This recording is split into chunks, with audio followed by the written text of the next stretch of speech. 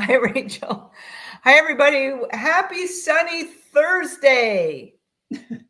It has been so nice, man. Cold, but gorgeous. Yes, you've been outside. I'm loving walking outside right now. Loving it. Yes. No one Oh, can complain about the rain. I love that no one can say, well, Rachel, I can't walk because it's raining. There's no rain. Hadn't been for days. You better be walking. I don't care how cold it is. You can survive the cold. layer up. We can Layer it up. layer up. Layer it up. Yes. I have mittens. I have mittens. Yeah. Do you know I got the best mittens from the Sierra Trading Company, like that. Ooh. I don't know. They're they're kind of like a Marshalls, but like, or a TJ Maxx, but for like outdoorsy people. Oh. These mittens are down mittens. They're like a down jacket, but on my fingers. I feel like a big villain walking. There's no dexterity. You're not doing anything with your fingers except for. Okay. But if anybody has Raynaud's syndrome or just can't stand their hands being cold, and most gloves, even like ski gloves, don't keep your hands warm. No, they don't. These suckers toast. My hands are sticky. We were out for a run this morning at 6 a.m. It was 24 degrees. Toasty. So nice. Just saying. Where are you running, Rachel, that there's lighting? Where do you run where there's lighting? I bring my own lighting. See, BYOL. BYOL. We have headlamps. Yep. Nice. Yes. For you. Okay. Wow. Yeah, because by the time we finished our run, it was starting to get light, like the sun was coming up. But no, it's pitch black. In fact, the other day I forgot my headlamp and I tripped and I almost fell on my face. It was bad because the sidewalk. So yeah, bring your own headlamp and it just lights the whole. I mean, I'm just like. So a few tips for the not sure: gloves and a headlamp, and you're good to go. Okay, good. That's great. Well, welcome to January. It's still January. We're still in the new year. And there's so many of us that, this is the year. This is the year that's going to happen. I'm going to lose that 20, 30 pounds. This is the year. This is the year. This is the year. It's going to happen. And so, Rachel, we were kind of talking about that. We've talked about diet versus lifestyle mentality, but it seems like January, we've talked about resolutions. We've talked a little bit about word. We're going to come back to that. Our kind of overarching theme of the year. We'll come back to that. But I wanted to talk about those of us who are stuck with this results kind of mindset. And I wanted to, results are important. Yeah, they are. Actually, it was interesting. One of my mentors, he's like, results. And I get that. But I'm going to read this quote, and it doesn't share who the quote's from. This is anonymous, I guess. But if we are only interested in results, only interested in results, we defeat the purpose. The process is the purpose. Yeah. Let's talk a little bit about that. Yeah, let's talk about that. Actually, as you were talking, I had a perfect example that I'll share because I know people like stories and you can relate to this. So I have an evening group coaching session and we were talking about our wins, and a woman said that she had just done a 5-day fast, and it was a 5-day Prolon, fasting mimicking diet. And she had gone into it with all these hopes and dreams of losing weight, and it would, basically it's going to solve all my problems, and it's going to give me the reset that I'm looking for and kickstart my, motivation, which it did. However, what she went in for, the results she was looking for, paled in comparison to what she got. And while she did lose weight and she did feel great, and it was hard, but she, overcame and persevered. What she learned, she was sharing it with the group, and what she was highlighting was not the 4 or 5 pounds that she lost. What she was highlighting was not what she ate or what she couldn't eat. It was all about what she learned about herself, what she didn't even know she was capable of doing. the food chatter and the food noise, how she was recognizing how it was going away. Mhm. The feeling of being in charge of herself and food not having power over her. I mean, right? And you can't Mm. tell someone they're going to get these results because they No. don't believe you. You have to feel it and experience, which means the process is where the Yes. change happens. And it's it's so powerful. Mm. We can say it, and we hope that some of it's going to sink in for you who are listening. Mhm. So often you have to go through it, and Mhm. and then you see it happening. Right. Yeah. Yeah.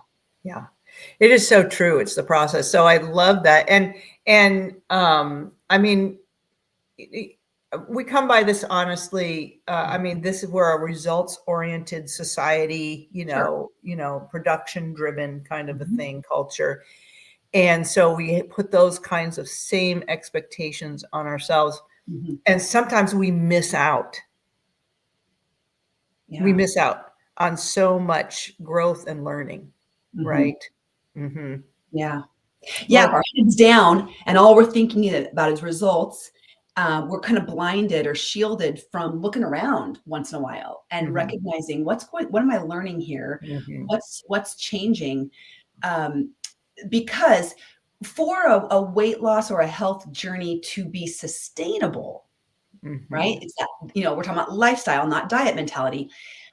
We've got to know how we changed. Yeah. We've got to be aware of and absorb and sort of take on these new lifestyle changes so that when we get to where our goals are and we feel like we're in a good spot, we're able to maintain it. But Mhm. you have to have learned something along the way. Right. You Yeah, have to have experienced something along the right. way. Yeah, you have to be putting 2 and 2 together. Mhm. Yeah, you have to be connecting the dots. Yes. You Yes. have to be more, yeah, self-aware as far as what's going on in your body and how you're feeling. Mhm. Um, yes, and, y because if you're not paying that kind of attention, Mhm. right, the learning doesn't you're not forming new neuron pathways in your Exactly. brain, Yes. and it doesn't stick, Yeah. right? Yes, and this process, health, is a learning process. Mhm, We've talked about this before that you have to become a student of your mhm, body and mhm, of health in general. right, We have to know some stuff about what is health, what is well-being. right, We don't have to be nutritionists and right, whatever, but we gotta understand some stuff. I think about college. mhm, You go to college for the purpose of getting a degree. Um, mhm. you can't just show up and get the degree. Right. What? Well, I did just hand that out to you? come on, right? And you can't just get the grade. You have to do some things. And by doing it, the whole purpose is that it changes you. You learn. Mhm. Yeah, When you get done with your degree, you have skills that now you can do right. because you learned them. Yeah, And we get some pushback sometimes about like journaling and tracking, and not just journaling food, but journaling your feelings and right. your thoughts and the process. But gosh, that is where the gold is, because Mhm. if you know what you're doing, you can replicate it. Right. You can keep Yeah, doing it. If you know what system for you works, um, I oftentimes will flip back into past journals, and if I'm feeling a little bit like untethered, I flip back to old journals and I go, "Oh, that's right. When I was mhm. doing really well, when I was feeling Mhm. strong, feeling Mhm. energized, sleeping well, well, duh, here's what," you know? But honestly, if I didn't have it written down, I forget some of Right. these things. Yes, 'cause, it's human nature to, Yeah. let other things creep in or yeah, or, forget priorities sometimes, it just, life happens, Yes. right? And we To forget. everyone. We forget. To everyone. The Mhm. most healthy person you think you know, it happens to them too. Mhm. That's The right. person who seems to have it all together, this happens to them too. They get sidelined, they get injured, they get sick. They have a family member who gets sick. Their Mhm. job blows up, right? It Mhm. happens to everyone. And Everybody. that's why if you document and you track and you learn, Mhm. you have something to go look back at Right. and remind yourself, "How do I do this?" Right. That's right. I love what Albert Einstein said. It's not that I'm so smart.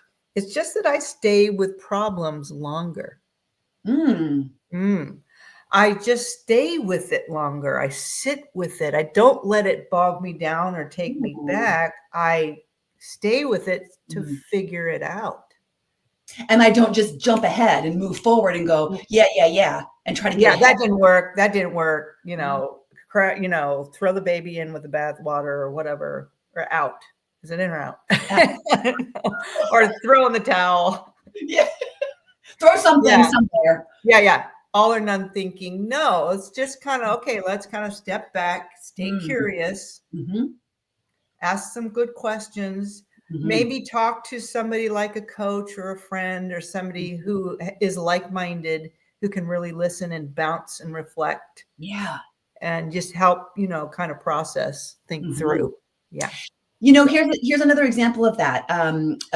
Another person in a group last night, she sent me a message, she was reflecting on our conversation in the group. And she said, we were talking about feelings and how we tend to feed our feelings. Trying to really understand and see what are the feelings so that we can am I really hungry or am I just trying to eat it? And she said that, and we're talking about the feelings wheel, Right. and really identifying. And she recognized fear was linked to anxiety, was linked to worry. And she said, I don't understand why I'm afraid. I don't feel afraid in the moment, but I know it's linked to fear. And she could have easily just said, oh, that's weird, and moved on. Right. And just kind of thought that she accomplished the goal and the task, the homework. I know what it is, but she said, I need to explore this further. So she's going to sit with it longer and figure out, why is she always afraid? Where does the fear come from? What is she actually afraid of? Is she afraid of old stories, old things that used to happen, but not anymore? What is the belief system? So, but that's an example of sitting with it longer. And because you got to figure that out. If you don't figure that out, that fear will keep sabotaging. Right. It's so true, Rachel. That's so true. And because the process is identifying those old stories. And then getting curious, wondering if you could tell yourself something different.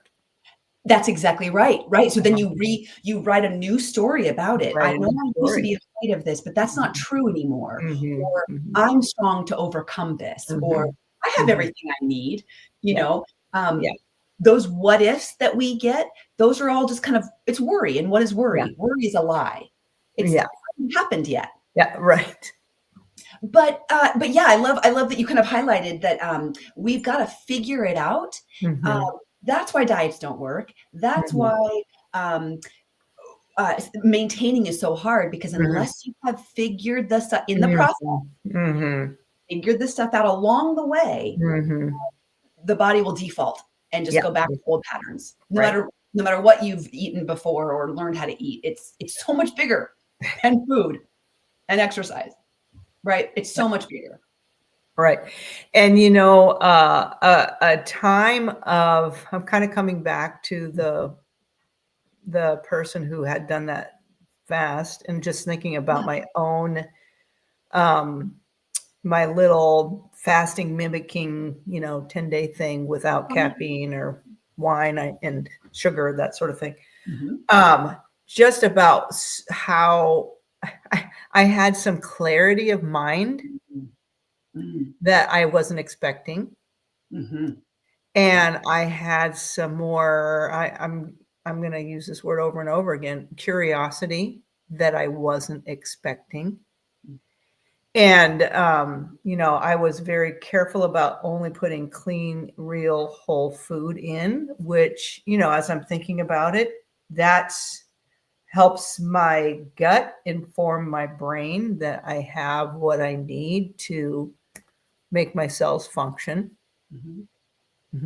I have the building blocks for the neurotransmitters for my mood. And anyway, and then the really interesting thing is that I had the energy, and I didn't need to get it so much from, I'm not saying drinking coffee is bad or wrong or whatever, but it was interesting because I had that first cup again of coffee, And I used to drink, okay, let's say 20 ounces. I could tell that my energy limit was at at 8 ounces. Yeah. So your body kind of reset its Uh-huh. tolerance Right. to a smaller tolerance of it. Right, right. Mhm. Yes, and wouldn't it be beautiful? Because I could tell, I mean, I just didn't need one more sip. Mhm. And wouldn't it be wonderful? I was thinking, can I learn to identify that with other things that I'm eating? Mhm. You know, Mm. because we teach eating to the point of energy, Yes. right? Yes. Right. Yeah, That hunger scale, the uh, satisfied scale, and right. um, Yeah. And if mhm. I can sense caffeine, surely my body is smart enough to Absolutely. yeah. Absolutely. That's actually the next chapter we're doing in book groups this next Uh-huh. week is Yeah, that hunger scale, right. and really learning Mhm. if your body has forgotten how to listen to the signals, Mhm, then mhm. to relearn and to Right. reconnect with Yeah, your body. And right. that really is, I think, a connection with body. And Right. many people have disconnected Mhm. from their bodies, and they just Right. kind of do without Mhm. thinking about Yeah. the feedback that the body gives. Right. Mhm. But Right, your right. senses were kind of heightened by that detox, and then Yes. you were really kind of hyper aware. Mhm. Yeah. Yeah. So it's good. It's good. So I like this. I like, just staying with the problem just a little bit longer, Mhm. just really enjoying the process of that learning, and then the results will follow. Mhm. They will. They They will. always do. They Yeah. will. Mhm. Mhm. Yeah. So good, Rachel. Great news. Well, it's Thursday, so tell us what's for dinner. Okay, what's for dinner? Mhm. So, sometimes okay, we talk a lot about eating the rainbow, right? 5 cups of vegetables a day with 5 Mhm. different colors and just the Mhm. benefits and the value of the color. Sometimes, though, I eat monochromatically. Oh. And, it's kind of funny. I get, like, kinda like, "Oh, I wonder if my whole meal can be one color." I don't know why I do this. It's like a so tonight, we're gonna do like a variation of a Nourish Bowl, but it's gonna be all white. And so Oh. I've got some fresh cauliflower, which is white cauliflower. I've got some freshly made from the Instant Pot white organic non-GMO soybeans. Mm. They're white. Okay. I'm gonna make some fonio. It's a grain from Senegal that my friend who went on a recent trip brought back for me. It's an ancient grain. So you can see that the Oh, packaging is all not in our. cool. This is sort of white. It's sort of brownish, but Yeah, it yeah. falls in the Mhm. white category.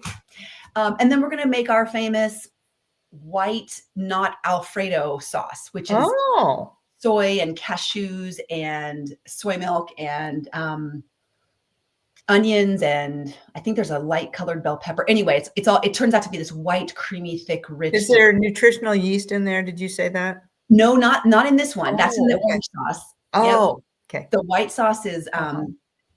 no nutritional yeast. I can't remember what Mhm. else is in it. I'd have to look at my I was recipe. thinking, you know what else would sounds great as far as a white thing? White button mushrooms or something like that. Ooh, I wonder if we have any of those. Yes, that'd be a great addition. That would Mhm, be great. mhm. Oh, Yeah, so that sounds any other veggies I've got in the fridge. I mean, if I a end up to white carrot. You could throw a little white a carrot white in. carrot. Yeah. Yes. Uh-huh. Yes. Ooh. So, okay, see, Yeah. it's kind of fun Mhm. to almost like seek it's a way of getting a variety of foods, but you're seeking out, well, I could put carrots, but carrots are red, but what about white carrots? And Right. how often do you eat Yeah. a white carrot? So Okay. seek out that variety. Ooh, Um, I wanna see. Send me a picture of that because I wanna see what that's gonna look like. Yeah. okay. Ooh, sounds delish. But you. Yes. So, yeah. So as I'm considering how, food tells my body, or it tells my, the food that I'm eating helps my gut inform my brain of the nutrients that it just came in. Mhm. Yeah. So, yeah, I have my usual rainbow salad. I'm doing the room. Mhm. And then I got to figure out a protein. And I am using those those black soybeans. Yes. Yeah. They're delicious actually. But then I have some salmon or something that I'll throw on top of there. I'm always good for a little salmon. Yep. Yeah. Yum. So, yep. And my husband's fasting today, so it's all me, and I already made it right before. So, Oh, I've great. got it ready to go. Ready to big go. old bowl that's going to last me days. I love it. The big giant. Yeah. There is nothing like a big giant base salad. I just can't. It serves. I'm boring that way, but What? it's just I'm boring that way, but it's good every time. Every time. And I think that there's something about the boring and the simplicity of just repeating what we know. It's not that we don't eat a variety of things. It's that, what's in my salad can be a variety of different things based on farmer's market and the season. Right. But I don't have to reinvent the wheel. And the type of dressing I put on it, that changes it up. Sure. I do a wilted salad, that changes it up. So, I think people get stuck a little bit on, I have to have a new recipe, 4 nights a week. And I have we literally rotate between probably 10 things over and over and over again. Every once in a while, I toss something new in there, but truthfully, we probably get the same 10 things over and over. Yeah. And it helps with efficiency. It helps with grocery shopping. It helps with, it's become automatic or automated, so that you can spend your time doing other things. Oh, man. Yeah. Yes. And my grocery list, I pull up my Fred Meyer list and it says, do you want to order the same things? And I say, yep. Click, done. Because it's all the same things, right? And I know what to keep in my pantry and in my fridge on a just regular stocked. So, hopefully that's a helpful tip, or maybe you just need permission to simplify. Right. Yeah. Right. I love that. Giving yourself permission to simplify it. Doesn't have to be gourmet every night. That's right. In fact, all right, Rachel. It's not, if my husband is cooking, it's almost never gourmet. I'm the one who adds the flourish and the flair. He's like, good to go. But I'm not going to complain because he cooks a lot. So. I would have to say it's the opposite with me. I'm like good to go. Kenny, he has the flair. He has the flair. He minces those onions. They are like 1 millimeter. Yeah. I know. The attention to detail is you can appreciate it, right? Right. Well, he's a builder, and a finished carpenter, so he likes that attention to detail. That's right. It takes all kinds to make the world go round and to feed dinner, right? Yeah. All right. Well, thanks for this great conversation, and enjoy the rest of this gorgeous day. Yeah. Until next time, stay healthy, everyone. Take care. See you next time. Bye-bye.